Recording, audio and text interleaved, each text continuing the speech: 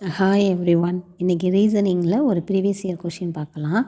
ஒரு வகுப்பறையில் 60 மாணவர்கள் உள்ளனர். ஆண்களை விட பெண்கள் 2 மடங்கு உள்ளனர்.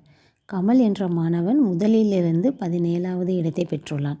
கமலுக்கு முன்பு 9 பெண்கள் இருந்தால் தரவரிசையில் கமலுக்கு அடுத்து எத்தனை ஆண்கள் இருக்க முடியும்? இதுதான் கொஷின்.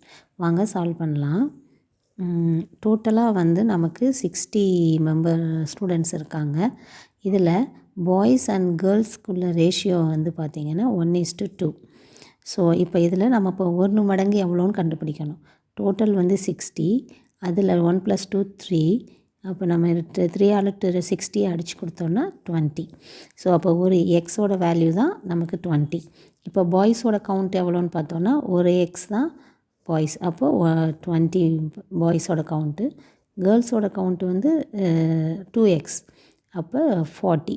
ஸோ இதான் இது. இப்போ நமக்கு என்ன கேட்டிருக்காங்க? கமல் முதலிலிருந்து 17வது இடத்தை பெற்றுள்ளான். அப்போது ஃப்ரம் ஃபஸ்ட்டிலேருந்து 7th பொசிஷனில் கமல் இருக்கார்.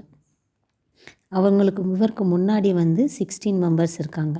இந்த 16 மெம்பர்ஸில் 9 மெம்பர்ஸ் கேர்ள்ஸ். அப்போது ரிமைனிங் எவ்வளோ இருப்பாங்க?